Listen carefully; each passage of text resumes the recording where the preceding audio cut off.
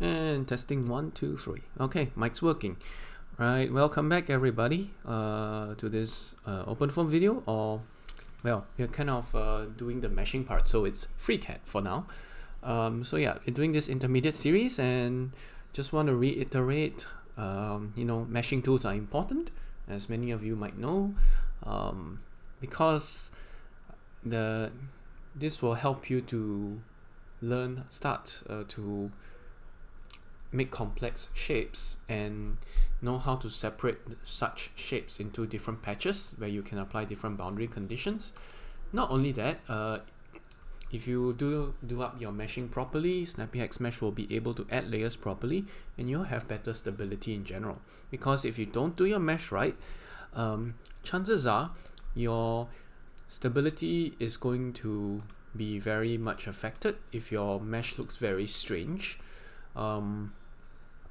Case in point, if you have been following my intermediate video series, the thin pipe snappyHexMesh, right? If you do that, and chances are you're going to run into some stability issues as well, because I have not actually tested all of these to make sure they're stable. I did try to test the Spalled Almaraz one. Okay. I did try to test the Spalled Almaraz one. However, even over here, after about 0.43 seconds, simulation starts to blow up again as well. So in fact, this pimple foam method, we were talking about pimple foam about 2 videos ago, I think, thereabout, a few videos back. Okay, and it was supposed to improve stability. Okay, it was supposed to improve stability, but and it did, but it did not give you a fully stable solution. So there are lots of nuances to this, but one of them doing it right is doing your mesh right. That will help you prevent a lot of these issues. So lots of stability problems are mesh related, so it's always important to do that. But that aside for now, today we want to learn how to separate our mesh, so to speak, or separate our shape into the various boundaries. For example, the cylinder you see here is hollow. You can see this is a hollow cylinder. We want to actually have a hollow cylinder, an inlet. Okay, so I'll just press. Okay, what did I press just now? I pressed the space bar. Space bar actually toggles the visibility of a section or part. So if I press this inlet, I click this inlet, and I press space bar, it will disappear. If I press this body, I press space bar, and I press this pad, I press space bar, the whole cylinder will appear. So this actually makes it very easy. So again, shift and right click to drag it around, turn the angle as usual. I'll try to not talk about that too much. I hope you are more familiar with the controls by now. I've been telling you a lot in the last video. So click the body you want to be visible, and you just press spacebar. Okay, so if you click this pad and you make it visible, but you don't click the body, the stuff here, everything under this body will not be visible. Okay, so alright, so okay, so that's the preview of what we want. We want to have an inlet. Okay, we want to have an inlet. We want to have some kind of outlet. Okay, we want to have an inlet and an outlet, and then we also want to have this center piece, right? So we have this thing called the cut. All right, so once you have all these shapes available, the idea is that you can export each of them as an OBJ file or STL file if you so prefer. I just prefer OBJ files. I would like to get them out as OBJ files, and after that you can use snappyHexMesh to refine layers, etc., etc. All right, so that's the idea. Okay, so for now, I'm going to delete all of this. Okay. delete all of this, delete this, delete, and I'm going to start from scratch to show you how to get these files into OBJ format. And just want to give some credit to this guy called John Smith. He recommended the shape builder in freeCAD. This was on this YouTube video called Open Source CFD, Boundary Layer and Turbulence Models. Over here, he does something a bit similar, except he squeezes all the whole snappyHexMesh process within 40-ish minutes. So if you are already familiar with snappyHexMesh, then sure, this is good, but otherwise, not so good. Alright, this is the freeCAD download, which you don't really need. Okay, so well, what we are doing is we are looking for this part builder, and we are looking for this this little thing called, yeah, the part builder. I think there is this tool under part. It says okay, over here, advanced utility to create shapes. You look at this little button here with lots of arrows. That's the button you're looking for. All right, but anyway, let's begin. We know our goal is to kind of separate this out into the patches, so to speak, into the different object files, so you can start using snappyHexMesh with them. I don't do it the Salome way. I do not make the mesh in freeCAD, so to speak. I will separate it out into different boundary conditions or boundaries or patches. Then I will use snappyHexMesh because snappyHexMesh tends to deal better with multi-region simulations. If you are looking into that, I think I was requested by some. Yeah, but anyway, this should be in the links descriptions. Anyway, I'll just remain focused before I digress too much. All right. If you have any questions, just leave it in the comments. I will try to answer if I have time. Alright, so anyway, you have this cylinder. Okay, what do you want to do from this cylinder? You want the inlet and the outlet patches, right? So let's select this cylinder. I can select the whole pad, so to speak. And what you want to do is to use under this part. You go to this place here. Okay. This the toolbox, so to speak. There are lots of tools where you have your part design, you have your sketcher, and then you have parts as well. So remember these three tools we are going to use very often: part design, part, and sketcher. These are your three main tools if you want to start making simple shapes. Okay, so click the pad. Okay, you can click on using your graphical user interface. You can click on the cylinder itself, or you can click on this pad over here. Either is fine. Okay, let's start. We want to use this thing called advanced utility to create shapes under part. Okay, this is freeCAD 18.4, and you will see just under this part where you have all the yellow shapes and everything. So do bear that in mind. Know where to find it. So pad. Click on the pad and click on advanced utility to create shapes. So what do you want to do? You want the inlet and the outlet patches. So what you want is a face from edges. So you want a face, right? The idea is you have a face. What is a face? The face is like a it's a plate or flat surface. Alright, so you want the face, and you want to make it either from vertices, which are like fixed points, fixed coordinates, x, y, and z coordinates, but we don't have points here. We only have edges, because this is actually a circular surface. All right, this is a circular surface. Zoom in too much there. This is a circular surface, and you don't really have a fixed coordinate point there. You only have an edge which you can select. Alright, you don't have a dot like you do in, let's say, a sketcher profile. So no. Alright, and again, if you forget how to navigate, please watch the last video. I'm not going to elaborate on it again. If you forget how to pan and zoom and everything, please watch the last video. I explain it repeatedly, so yeah, I'm not going to explain it again. Okay, so we want to face from the edges.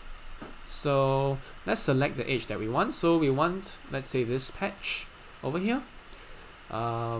We want this to be, let's say, our inlet. Okay, or was it the outlet? Okay, let's see. So the top, we want a top. All right, we want to look at the top.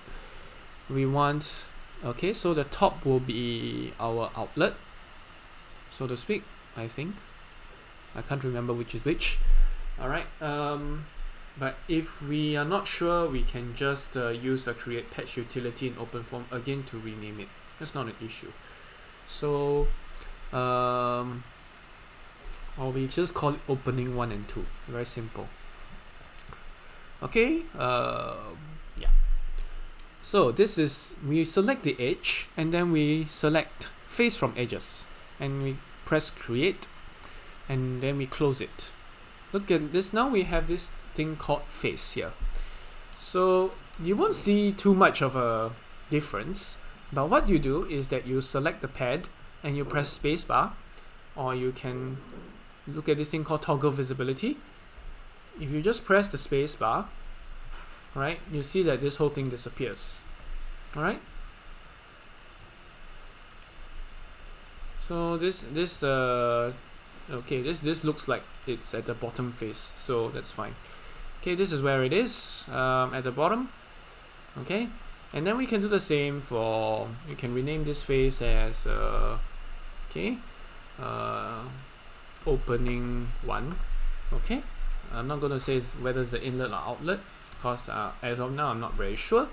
So we can do the same for the other side. Select the pad again, and we'll just use the advanced utility to create shapes. We'll do that, and then we'll select the shape, the edge that we want again. Okay, you can select planar, of course, because this is a plane surface. Select this edge, okay, and press create. Alright, so you have a opening 2. Okay, now you have 2 openings. So press the pad, you can toggle visibility, or you just press space. So do that on the pad and you see that you have 2 sides. Alright, now the tricky part then is to so-called make the middle patch, okay, the wall patch. So if you want that, you need to do this thing called a Boolean operation. What's a Boolean operation? A Boolean operation is where you have, you want to take the intersection of 2 intersection or union or anything like that. So rough idea, let's say you have a funny looking circle here, and then you have a funny looking a shape, polygon or something. Then you want to make a shape that looks like this. Okay, so you're looking for intersection, which is the end, right? You're looking for the end, so this all falls under Boolean operation.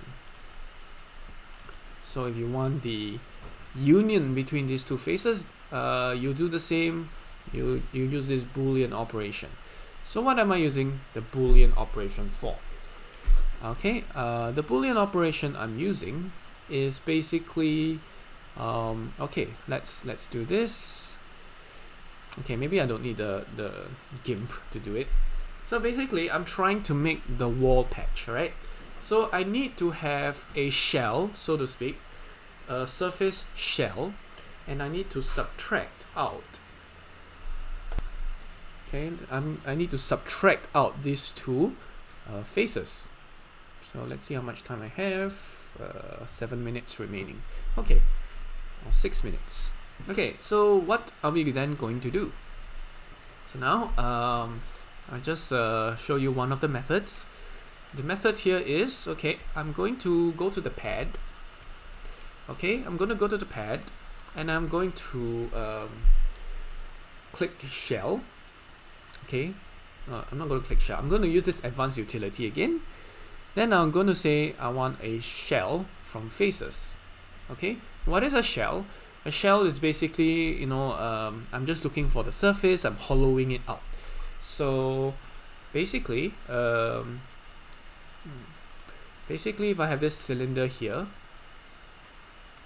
this is a full cylinder, and I want the hollowed surface, right? I want a hollow cylinder. So So let's say this part is all opaque, and then you have one opening here. Okay, opening. So what this whole surface, this circle plus this wall, this will be called a shell.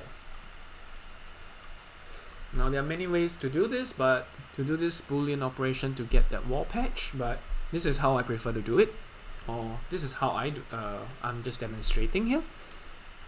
Okay, so I know this part works, so yeah, do bear with me.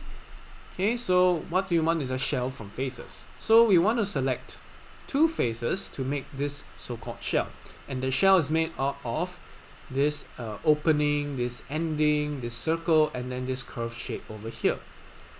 Alright, so that's what the shell is. So we have to shell from faces, we need to select two faces at least. I cannot just select this because that's like an open shape, that's not a shell. Okay, it says please select two or more faces, so we'll need to select two or more faces. So okay, we'll just deal with the two like that. We use this face and then we'll use this face. Okay, these two faces. And to select two or more faces, use the control button and you click control and click. So okay, control and click, just like you would for Explorer or anything. Control and click to select multiple faces. So create, and there you will have your shell. Okay, so the shell will look like this. It will look like this hollow cylinder thingy, and well, we want to select the correct opening so that we can subtract this opening from the shell. So the shell is like this, and I want the opening to be over here. So which opening do we use? We use opening 2. And if you are not sure which opening to use, you can always check the other side, because the other side will be like empty. Or you can take a look at this side and you'll see this sort of funny looking pattern here where you have green, a little bit of green, a little bit of gray, and then it's in a funny shape. Okay, that will tell you you're selecting that face in particular. Or of course you can look at opening 2 and then you see where the shell is. Okay, so now let's do a Boolean operation. So what I want to do is to subtract opening 2 from this entire shell here. Alright, so what do I do? Okay, I want to select the shell, which is this is the, okay, it will be something like this. Be something like this. It will be like shape 1 minus shape 2 equals to shape 3. So this is how the Boolean operation works. Alright, so what's your shape 1? Shape 1 is this shell, which I want to, this is what I want to subtract. Shape 2 is the stuff I want to like get subtract, and then I will have the resultant shape, which is the wall. So where are Boolean operations? You will find them under part. So go to part and you'll go to this part here where it says Boolean operation. Okay, and the one you want to do is to say this one. It says make a cut of two shapes. All right, this one that looks gray, but you hover over it, and you will see this thing called make a cut of two shapes. So let's make a cut of two shapes. We're going to select our first shape, which is the shell. We're going to select our second shape. So remember, control and click on this left hand side under model, layers and attributes, labels and attributes, sorry. So opening and shell. Okay, so select shell first, then select opening, then you say make a cut of two shapes. So let's make a cut of two shapes, and then you just click yes. It should give you the right cut. So let's take a look at what the cut looks like. Alright, so the cut is here, and let's see whether this is really hollow. So you see this shape is hollow, and basically this is our wall, the wall patch. Okay, so now we have all three of this. We have the wall, we have the opening 1 and opening 2. Let's try and export them. Okay, so let's export. Okay, let's export this. So we go to file and we will select export, we'll be getting this out as a OBJ file format. Okay, we'll be getting this out as an OBJ file format. So we'll have a opening1.obj. Let's do the same for opening2. Okay. Alright, so looks like I'll need to make another opening. And we'll call this subset opening. Let's make one for opening2, so it looks like we'll have to make duplicates of that. Alright, so let's look at the pad and let's look at the body. What's this opening1? Okay, so I need opening2 to be on this one. Alright, so let's make a very quick face from edges. Alright, face from edges, and then we'll create opening2. Opening2. Alright, let's create and export opening2. So let's do opening2 here. File, export, opening2. And then let's export the wall. So I'm going to make opening2 invisible. I'm going to make the wall part visible. So let's export wall. Now we have exported all of this. Let's just get it done in paraview. Wall. Opening1 and 2. Okay, so this will be in here. So let's see whether they give you the right shape. Okay, so look at this. We'll have the wall here, which is this hollow-ish cylinder shape. Opening1. So remember, these are basically your STL files, and then opening2. So this is how you separate out your patches in freeCAD. Okay, so that's how we can do it. So hopefully this is helpful. And once you have all of this, you can place all these files, the beginning cylinder, the wall, the opening1 and 2, all of this can go into your snappyHexMesh directory, or the tri-surface directory more accurately, and you can start meshing from there. And hopefully you can use that mesh to generate the correct layers along the wall boundaries, rather than, you have a poor quality mesh where you have boundary layers attempted to be created near the patches, and that can actually cause instability. So thanks for watching. I'll see you guys again. Bye bye.